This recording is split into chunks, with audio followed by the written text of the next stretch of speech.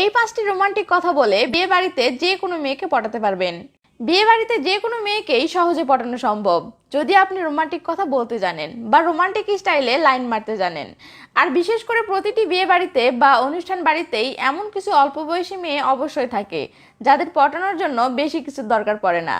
Just কিছু romantic কথা বলে লাইন মারতে পারলেই দেখবেন মেয়ে পটে গেছে।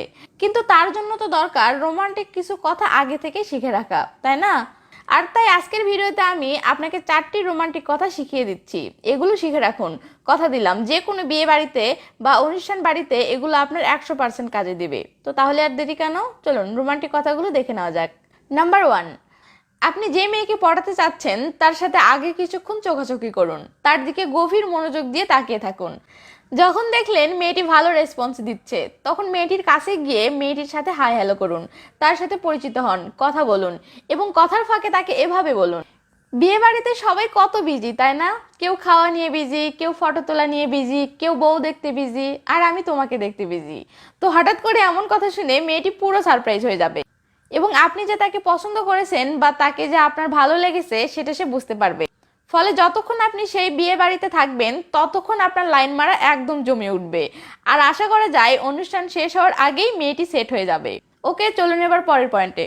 নাম্বার 2, বিয়ে বাড়িতে আপনি যে মেয়ের সাথে লাইন মারতে চাচ্ছেন সে মেয়েটি দেখতে যদি অনেক সুন্দর হয়ে থাকে বা মেয়েটি যদি অনেক সুন্দর করে সেজে গুজে এসে থাকে তাহলে আপনি আগে দেখবেন মেয়েটি হাসি খুশি আছে কিনা বা মেয়েটি ভালো মুডে আছে কিনা। যদি আপনার মনে হয় হ্যাঁ মেয়েটির মুড ভালো আছে, মেয়েটির সাথে লাইন মারলে বা মেয়েটির সাথে মজা করলে মেয়েটি রাগ হবে না, তাহলে আপনি মেয়েটির কাছে গিয়ে মেয়েটিকে মজা করে এভাবে বলবেন, এটা কিন্তু আপনি ঠিক করেননি। তো মেয়েটি অবাক হয়ে বলবে, মানে কি ঠিক করিনি?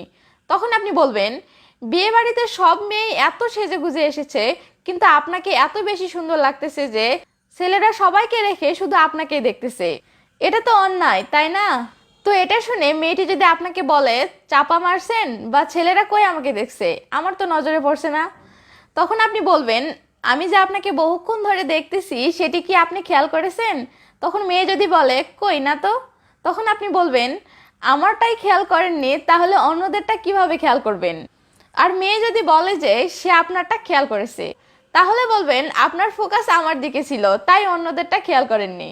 তো এই কথাগুলোর সাহায্যে আপনি একদিকে মেয়েটির রূপের খুব সুন্দর করে প্রশংসা করলেন আর অপরদিকে মেয়েটিকে এটাও বোঝালেন যে আপনি তার প্রেমে পড়ে গেছেন। তো আশা করা যায় মেয়েটি অনেক খুশি হয়ে যাবে এবং আপনার উপর ইমপ্রেস হয়ে যাবে। তো চলুন এবার পরের পয়েন্টে। নাম্বার 3, আপনি যে মেয়েকে পটাতে চাচ্ছেন তার দিকে আপনি বারবার তাকাবেন, তার সাথে চোখাচোখি করবেন এবং লক্ষ্য করবেন মেয়েটি বিরক্ত হচ্ছে নাকি আপনার ব্যাপারটা এনজয় করতেছে।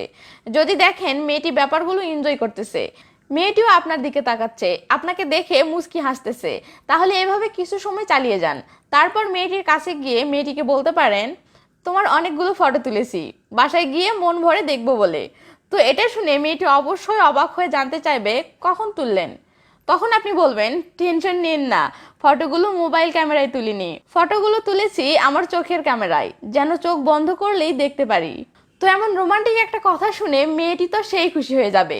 তখন আপনি তাকে আবার বলতে পারেন, আচ্ছা ফটোগুলো হৃদয়ে সেভ করে রাখতে চাচ্ছি, কিন্তু কি নামে সেভ করব?